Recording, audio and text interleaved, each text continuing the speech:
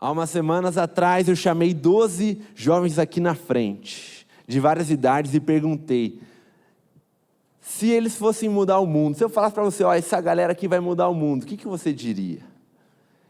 E eu creio que a gente tem esse potencial. Vocês estavam em fé comigo, não? Estamos juntos, a gente crê nisso. Vamos chacoalhar essa cidade, vamos trazer o avivamento aqui para Curitiba.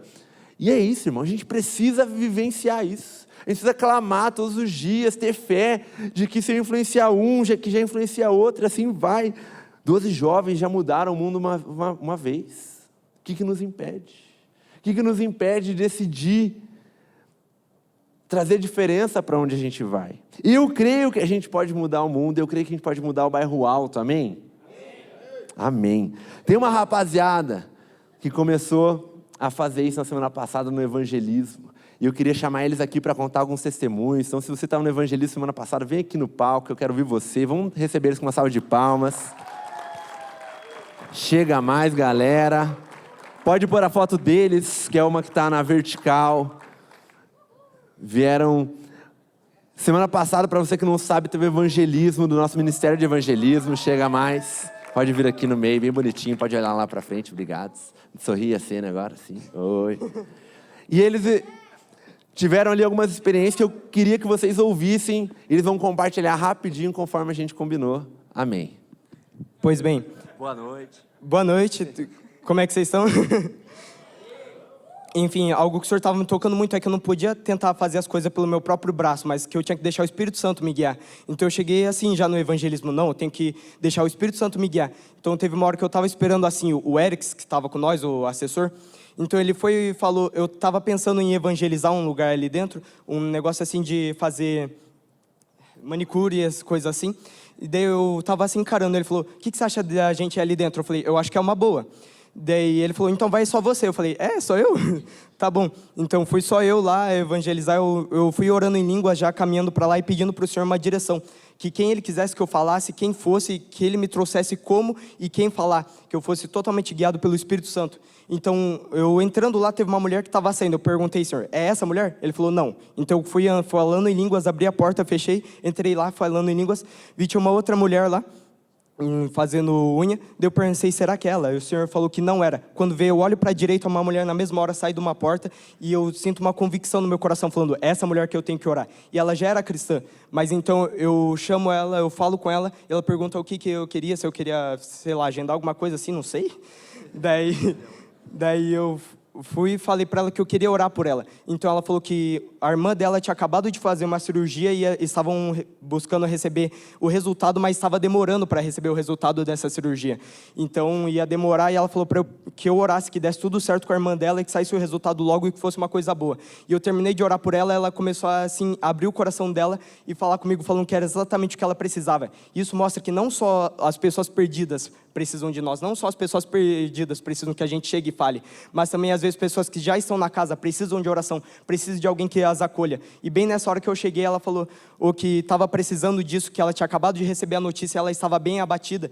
E eu cheguei para ela e orei por ela, isso tocou o coração dela, ela perguntou de qual igreja que eu era, ela pegou um cartãozinho assim nosso e entrou em comunicação com a equipe, e ela disse que vai ver sobre vir aqui na igreja porque ela foi tocada por causa do amor que eu demonstrei e porque eu fui totalmente guiado pelo Espírito e não tentei fazer pela minha força.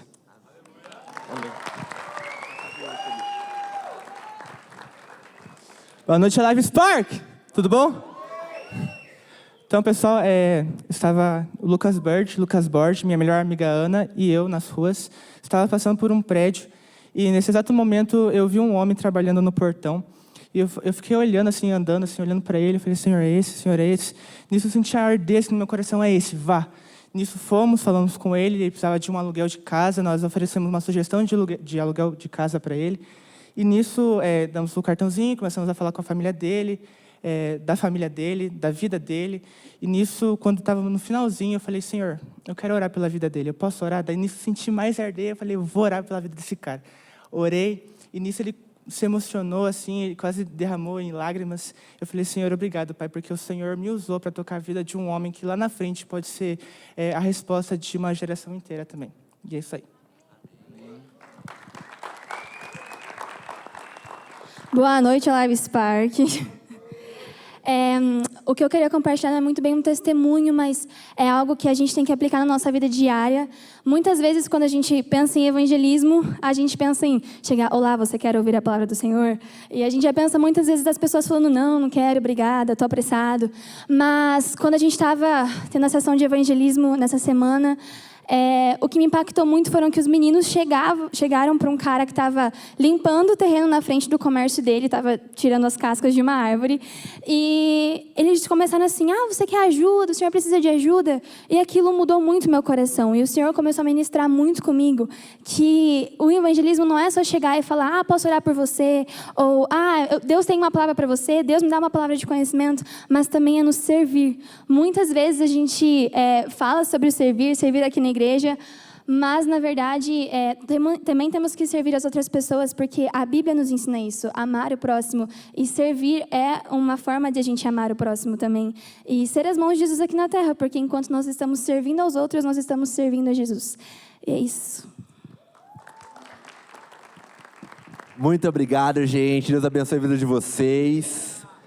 A gente espera com você no próximo evangelismo. O que você está esperando, irmão, para fazer a diferença, para chacoalhar essa cidade? O que falta para você? Oportunidade eu creio que não é. É muito bom ver como o Senhor usa e nos toca em diferentes maneiras e diferentes situações. O Léo compartilhou ali sobre como ele orou para uma pessoa que naquele momento precisava de uma oração, tinha acabado de receber uma ligação. E o que ele fez foi ser obediente ao Senhor. O que alguns fizeram foi servir a outros, e há outras maneiras de evangelizar, muitas vezes, além de, como a Bela falou, chegar e falar de Jesus ou da Bíblia, nos servir, nos amar. E o que a gente está esperando para fazer a diferença? Mês que vem tem outro evangelismo, você já pode participar, quero te incentivar. Se você quer fazer parte, vem falar comigo. Se alguém puder mandar lá no grupão o contato da Thaís, do Erics, para se você quiser servir no próximo evangelismo, a gente conta com você lá, manda mensagem para ela, fala, olha, quando que é o próximo evangelismo, eu quero estar junto. E com certeza a gente vai chacoalhar essa cidade, amém? Amém. E pensando nisso, eu comecei a me lembrar de alguns evangelismos que eu fazia quando tinha a idade de vocês. E um deles era ir ali no Parque Bacaxeri. E era uma tradição, irmão.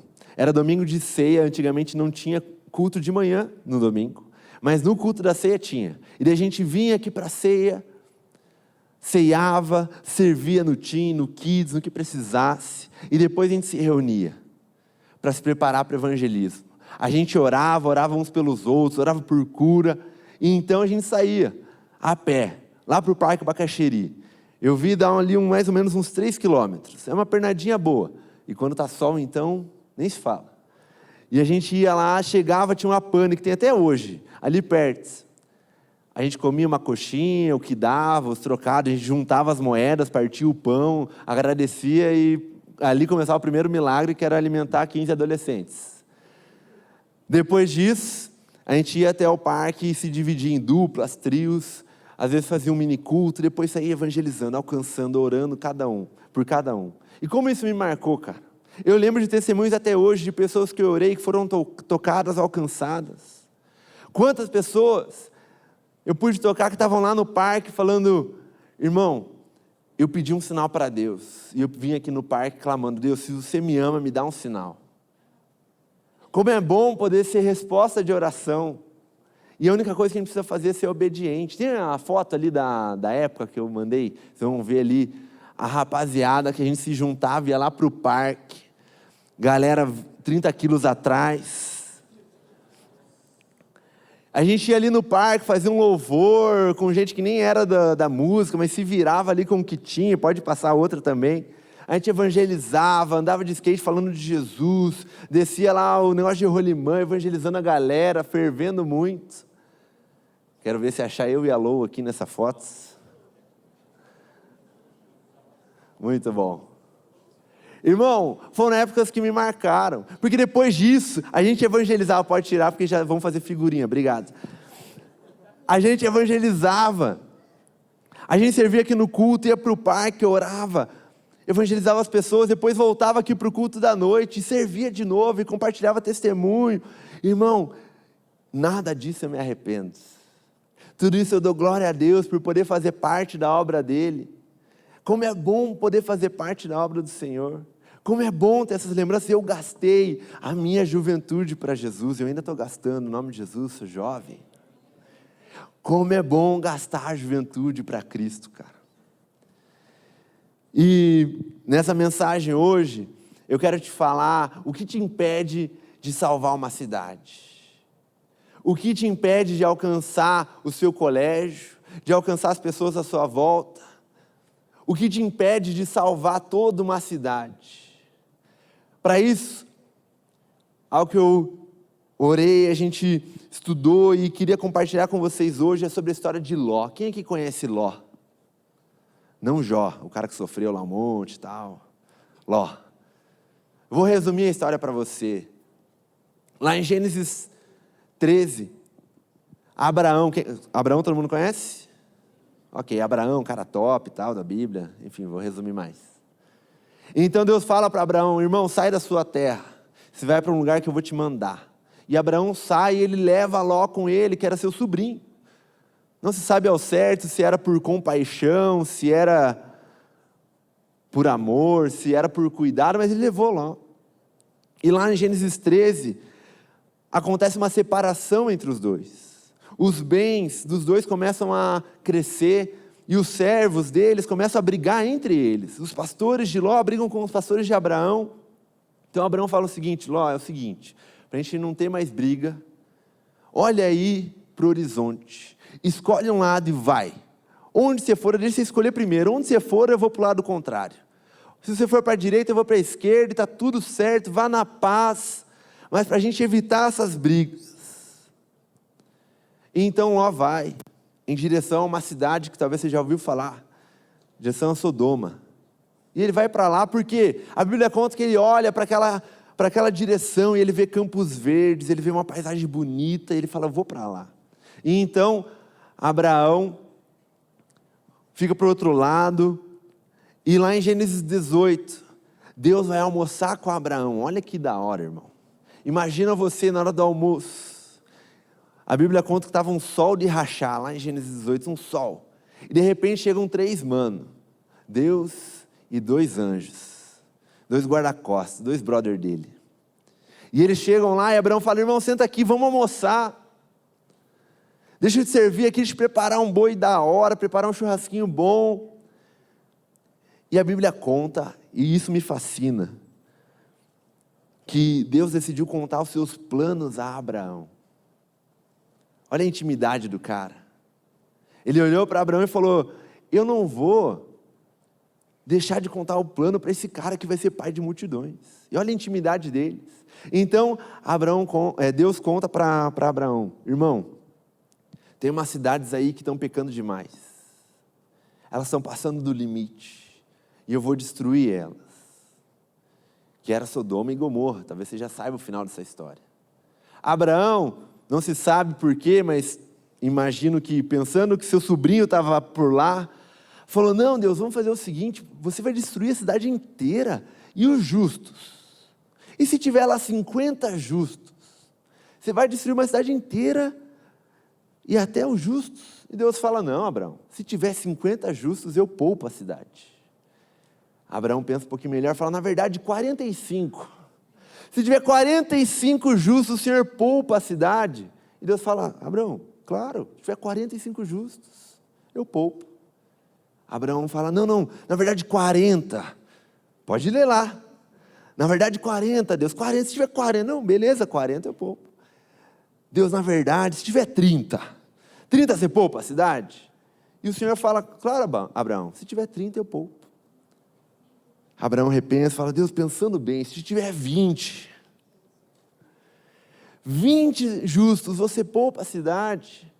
E o Senhor tem misericórdia e fala, claro, se tiver 20, não vou destruir a cidade.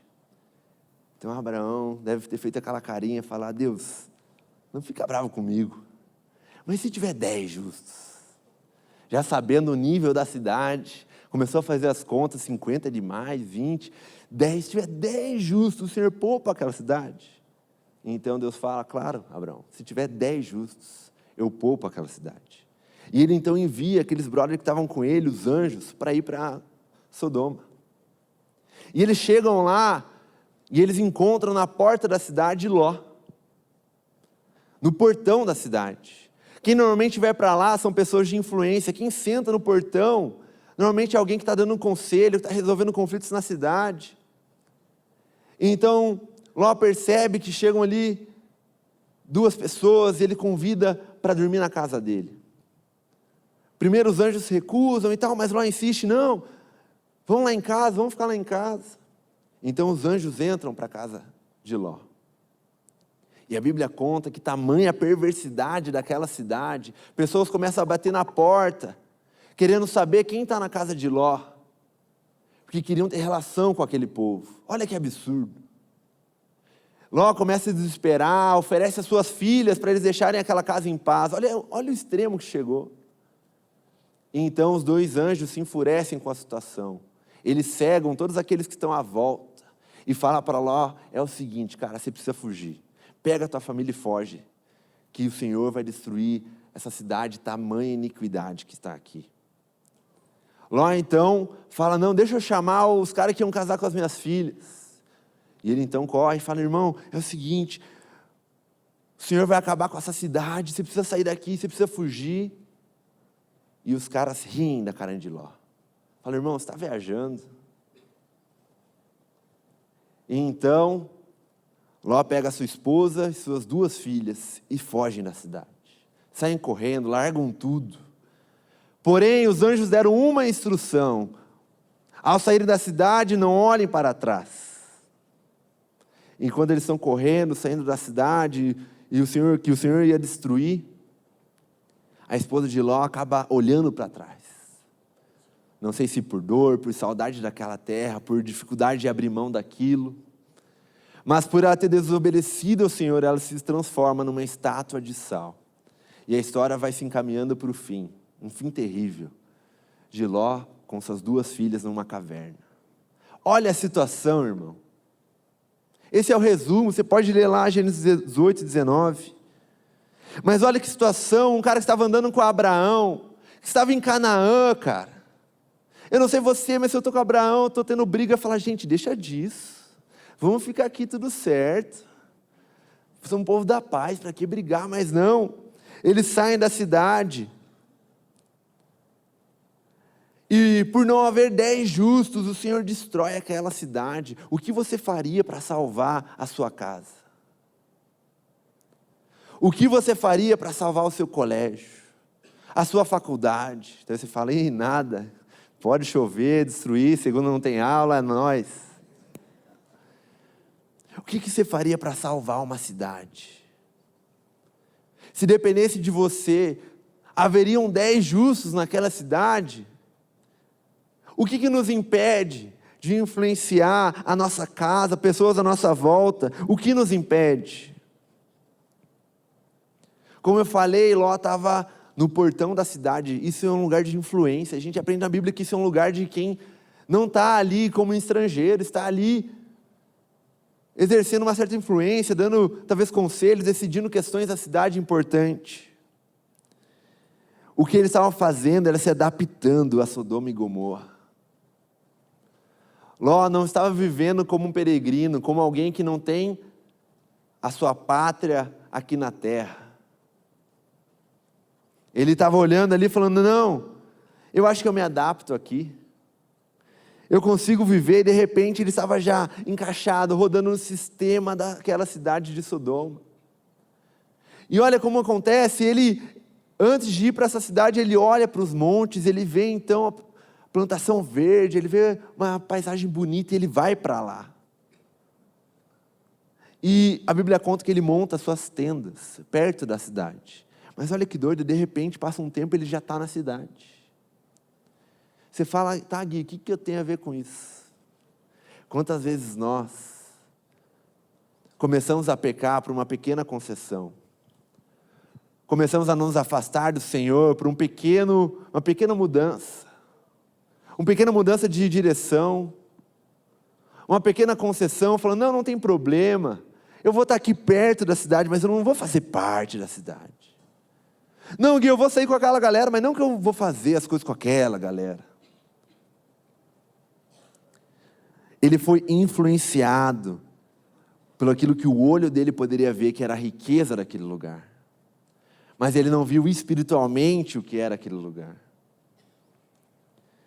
Muitas vezes a gente se adapta para fazer parte do mundo e isso nos impede de mudar uma cidade. Muitas vezes a gente vai se adaptando, se moldando. Não, se o pessoal está todo mundo indo para lá, eu vou para lá também para fazer parte. Se o pessoal está falando esse palavrão, eu vou falar também para fazer parte. Está todo mundo colando, eu vou também colar para fazer parte. E quando eu vejo pequenas concessões, na verdade são pecados. Na verdade, quando eu percebo, eu já estou longe do Senhor, já estou longe de Canaã, já estou longe, e eu estou misturado em tamanha iniquidade. Abre sua Bíblia em Filipenses 3, por favor.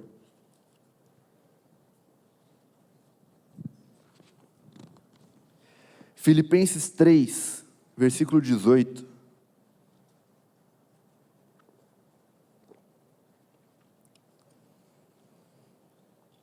Diz o seguinte: pois como já disse repetidas vezes, e agora repito com lágrimas, há muitos que vivem como inimigos da cruz de Cristo. O destino deles é a perdição. O Deus deles é o estômago, e eles se gloriam do que deveriam se envergonhar. Só pensam nas coisas terrenas. A nossa cidadania, porém, está nos céus, de onde esperamos ansiosamente o Salvador, o Senhor Jesus Cristo, que pelo poder que o capacita a sujeitar-se todas as coisas a si, transformará nosso corpo humilhado, tornando-o semelhante ao seu corpo glorioso. Irmão, nossa pátria não é daqui. E quantas vezes a gente se amolda ao padrão desse mundo. Olha o que diz lá em Romanos 12, 2. Não se amoldem ao padrão deste mundo, mas transformem-se pela renovação da sua mente, para que sejam capazes de experimentar a boa, agradável e perfeita vontade de Deus. Já parou para pensar quantas vezes a gente não está parecido demais com o mundo? É difícil de admitir, mas faz um scanner aí no seu coração. Será que a gente não está parecido demais com a galera da nossa faculdade, da nossa sala de aula, com a galera do trabalho? Será que eu vivo de uma maneira muito similar? Será que eu faço tudo o que eles fazem? Afinal de contas, o que nos difere? O que nos difere como povo de Deus, senão a presença? E se a presença está comigo, será que eu devo ir a certos lugares, falar certas coisas, conviver com certas situações? O que nos difere? Isso a gente já falou semana retrasada, se não me engano. Se você não está sendo considerado um forasteiro, irmão, algo está errado. Se o pessoal não olha para você e não vê algo diferente, não vê atitudes diferentes. É claro, você não precisa ser um alienígena, diferentão, um cara esquisito. Tenha amigos, converse com as pessoas, mas não seja influenciado por elas. O que Ló começou a fazer foram pequenas concessões. E de pequenas concessões em pequenas concessões ele terminou sem sua família, terminou sem sua casa, terminou sem bênçãos, terminou longe de onde ele deveria estar, longe dos propósitos de Deus para a vida dele. Onde você quer terminar? Onde você quer chegar? Se a gente olha apenas com nossos olhos naturais, a nossa recompensa também será natural. O que me difere? Nunca vou esquecer uma vez no colégio, cada 2 meses a gente trocava de sala, virava uma bagunça, e a gente se apresentando, conhecendo, uma pessoa vira para mim e fala: não, você tem um negócio diferente, uma aura diferente, assim, uma paz. Antes de a aura ser modinha. Eu falei: obrigado, Jesus. Mas eles têm que olhar para nós e ver algo diferente. O mundo já está cheio de Ctrl-C, Ctrl-V. Vai dizer se na tua sala não tem todo mundo não, mas vários com o mesmo tênis, às vezes mesmo penteado, mesmo celular. E tudo bem nessas coisas. Agora eu estou falando aqui dentro. Em nós, será que não tem uma paz que excede todo entendimento? Não tem um amor diferente? Não tem uma presença diferente? O que nos difere dos demais? 1 Pedro 1,15 diz o seguinte: porém, considerando a santidade daquele que vos convocou, tornai-vos da mesma maneira santos em todas as vossas atitudes, porquanto está escrito: sede santos, porque eu sou santo. Sabe o significado de santo, irmão? É separado. Você é separado da galera, não precisa ser sem amigos, mas diferente. Você foi comprado por alto preço, um preço de sangue na cruz. Será que vale a pena a gente viver da mesma maneira? Quantas vezes a gente se adapta e vive da mesma forma? Vi um vídeo muito bom essa semana, que é, sabe como um prato cabe numa tigela? Se a gente quebrar esse prato. Como que a gente se adapta ao mundo? Quebrando padrões e princípios nossos. Como que eu posso viver de maneira que ninguém saiba que eu sou crente, uma maneira normal, sou descolado, quero ser famoso, não sei. E imagina se alguém descobre que eu sou crente, Deus o livre. Imagina se o pessoal descobre que sexta eu vou na igreja, e aí, como é que foi teu final de semana? Foi legal. Porque eu não posso falar, cara, foi muito bom, sexta-feira, tive um culto lá na igreja, foi legal, estou com uma música maneira, encontrei meus amigos, fiz isso, fiz aquilo. Por que não demonstrar algo diferente amando os professores, respeitando eles? Por que eu preciso agir da mesma maneira que os demais? Por que eu preciso tirar as mesmas fotos que os demais? Os professores dizem amém. Amém. Por que eu vou tirar as mesmas notas? Por que eu não vou estudar? Por que eu não vou ser diferente? Por que eu vou ser a média? Você está bom? Faltar o que dá?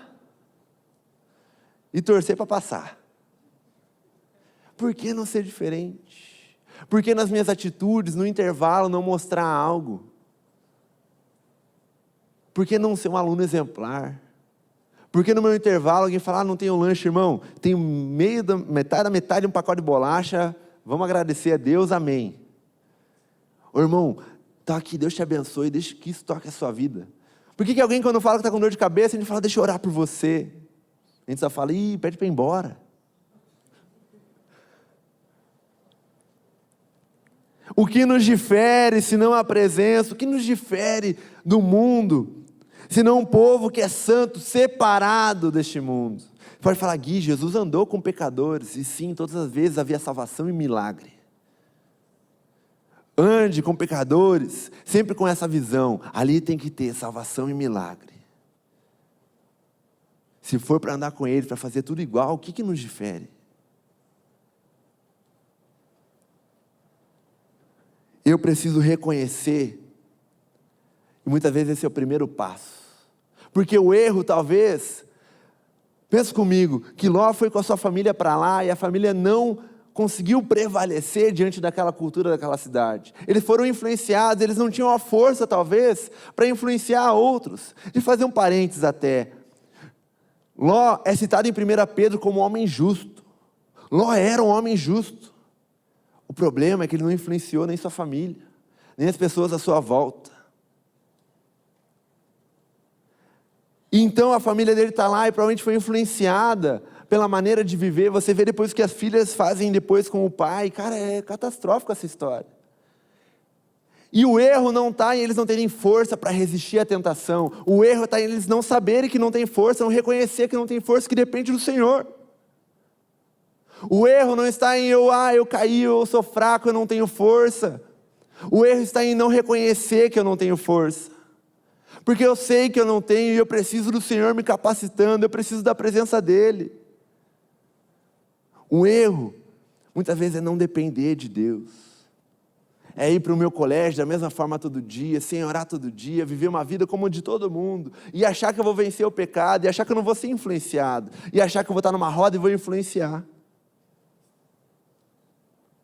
O erro, muitas vezes, é não reconhecer que eu preciso da graça de Deus, que eu preciso dele dia após dia. E a gente muitas vezes começa a escapar tudo isso por pequenas concessões. Quando a gente vê, a gente está no meio do pecado. E deixa eu te falar, cara, teus amigos precisam de salvação. Teus amigos precisam de salvação. E se a única oportunidade que eles tiverem de ouvir a palavra for você, desculpa, está sendo meio catastrófico hoje, mas eu preciso te chacoalhar, irmão. Antes que a gente seja destruído, antes do dia do juízo, uma coisa que a gente pode aprender a mais com Ló, Além de que ele se amoldou ao padrão daquela cidade, ele não valorizava a sua família. Ló não conseguiu influenciar as pessoas da sua casa. Ele estava no portão, talvez ele preferia estar lá mais no portão do que em casa. E quantas vezes a gente não é assim, preferia estar na rua do que em casa? Deus o livre em casa, é estresse, é problema, BO. Quantas vezes eu prefiro fugir? Mas a gente precisa saber que a falta de ação também é uma ação. E quando eu fujo, eu também já estou escolhendo um caminho. E quando eu sou omisso na minha casa, o que eu posso colher, se não a misericórdia de Deus, é a destruição. Ló termina sem sua esposa, por talvez uma negligência. Invista em tempo em comunhão com a sua família. Às vezes a gente se abre tão fácil com nossos amigos e não consegue se abrir com nossos pais, com o irmão. Eu sei que é difícil, irmão. Eu sei que é difícil, não estou aqui inventando nada, mas gaste tempo investindo na sua família. Se sua família não é salva, creia, ore até que algo aconteça. E influencie lá dentro. Demonstre esse amor, essa coisa diferente. Você não precisa demonstrar só no seu colégio, mas em casa também. Seja um filho excelente. Seja um filho que ama a palavra, que influencia, que traz a presença, que bota um louvor na sua casa. Que recebe os amigos, que faz um momento bom de comunhão. Gaste tempo com seus pais. Eu já falei isso, não é para sempre. De repente você vai casar, vai se mudar. Aproveite esse tempo. Malaquias 4,6 diz: e ele fará com que o coração dos pais se voltem aos filhos, e dos filhos aos pais. Do contrário, eu virei e castigarei a terra com maldição. A gente crê nisso. Creia, declara esse versículo sobre a sua casa, de que haverá harmonia lá, de que haverá salvação, amém? Quanto tempo eu gasto na minha família? Quanto tempo eu estou disposto a gastar com ela? Você fala, Gui, que meus pais só fazem coisa chata, é sempre o mesmo filme, a mesma pizza. Parece que é verdade. E daí, lembra quando nossos pais iam na nossa apresentação da escola, ver a gente dançar? Você acha que seu pai está vindo lá para ver uma apresentação artística? Fala, não, hoje eu vou ver a maior dançarina de balé da história. Hoje eu vou ver uma obra de arte. Ou você acha que ele estava indo por você? Eu acho que ele estava indo por você, por mim. Faça coisas pelos seus pais, por eles. Gui, eu nem gosto de pescar. Vai, irmão. Vai lá, Gui, eu nem gosto, sei lá, de ir no café que ele vai. Eu não gosto de assistir o filme que ele gosta, assista. Passa tempo com a sua família. A gente pode ver que ele preferia ficar fora do que em casa. Não vamos ser assim.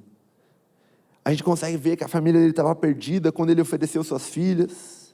E quando sua esposa não obedece ao que o anjo falou de não olhar para trás.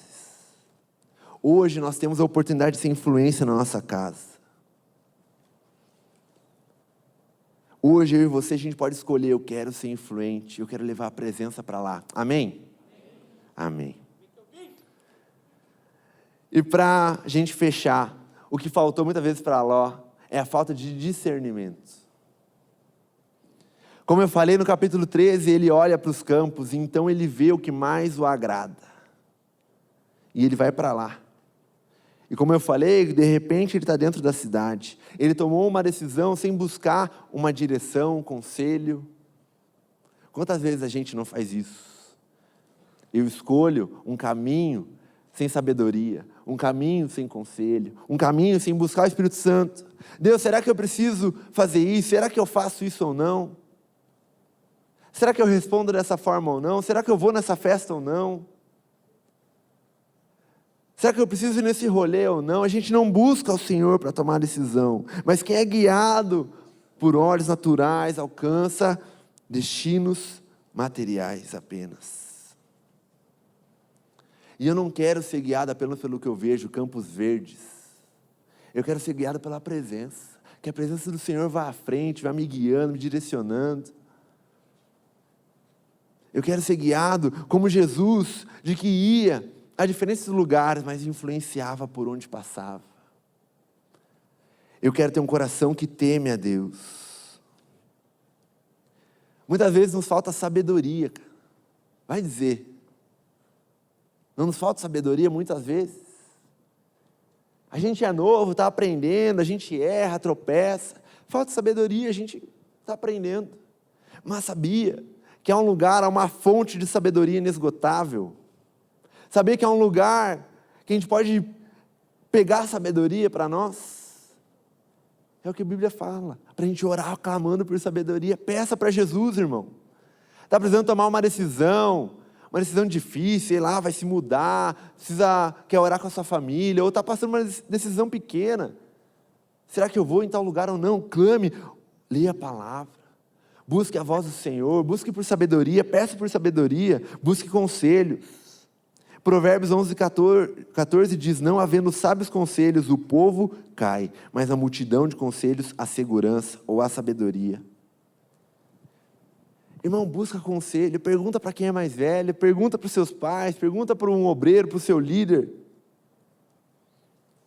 A gente precisa discernir as coisas espirituais. Ló não soube discernir. E o resultado foi morar em uma caverna.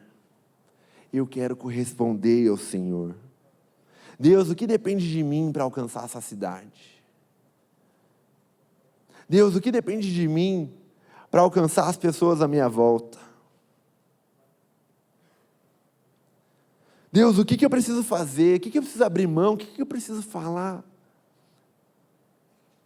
E talvez você olha, e a gente não está na mesma situação de Ló, graças a Deus. Ele estava no desespero e ninguém levou ele a sério.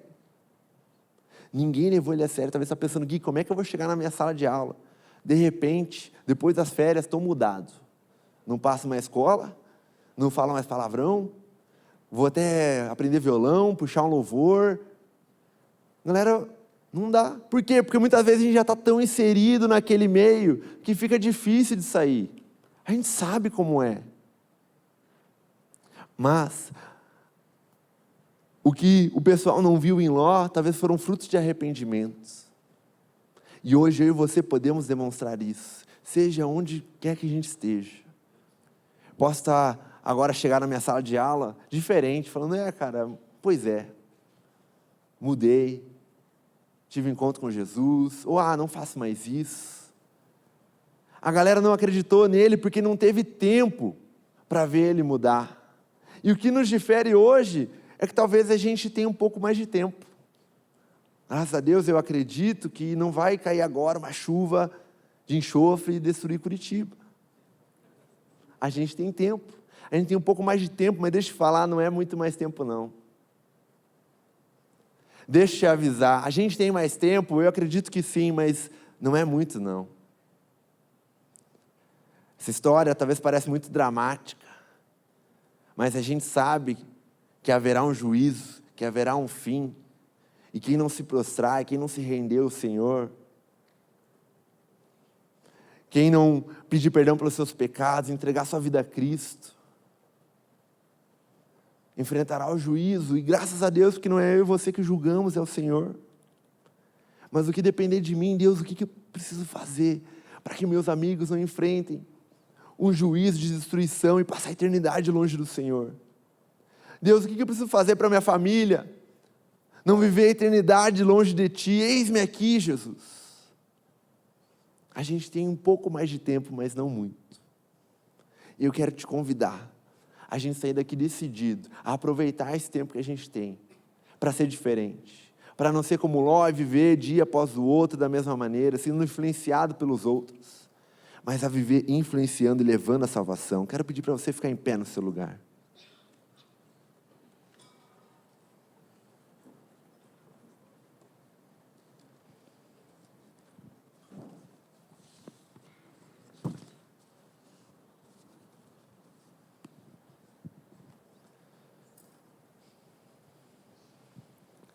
Talvez não seja da mesma forma, mas haverá um fim. Eu não sei quando, que dia, que forma. O que eu sei é que eu quero estar com Jesus, amém? Eu quero estar com Ele. E além disso, eu quero que meus amigos estejam com Ele. A gente vai falar em outras mensagens sobre como eu posso influenciar por eles, mas desde já, deixa eu falar, ora pelos seus amigos, cara. Ora por eles. Tem algo que só o Espírito Santo pode fazer, que é alcançar esse coração. Talvez não vai ser da mesma forma, mas vai ter um dia que vai acabar. E eu não quero estar falando, gente, o mundo está acabando, e o pessoal ri da minha cara. Eu quero falar, opa, se o Gui está falando, eu quero acreditar. Ele é um cara diferente, ele tem algo diferente. Eu não quero perder a minha casa. Se dependesse de mim e de você para salvar uma cidade, o que a gente faria? Curitiba depende da gente, depende do povo de Deus se levantar, clamar. Eu não quero ser apático a isso, eu quero corresponder ao Senhor. E haverá um dia que tudo valerá a pena, amém? Haverá um dia, irmão, em que a gente vai estar com o Senhor, vai poder se apresentar diante dEle, vai poder ser salvo. Mas talvez você está aqui hoje e fala, cara, eu nem ando com o Senhor, que história maluca é essa? Ou eu quero voltar a andar com Jesus, E eu quero aproveitar hoje para orar por todo mundo que está aqui. Vou pedir para todo mundo repetir uma oração comigo, entregando a sua vida para Jesus. E para isso eu queria que todo mundo fechasse seus olhos, abaixasse sua cabeça e abrisse suas mãos. Como sinal de rendição, de que está com o coração aberto para Jesus. E repete comigo, Senhor Jesus, eu entrego a minha vida em suas mãos. Eu te aceito como meu Senhor e meu Salvador. Me perdoa pelos meus pecados. Me mostra o seu amor. No nome de Jesus. Amém.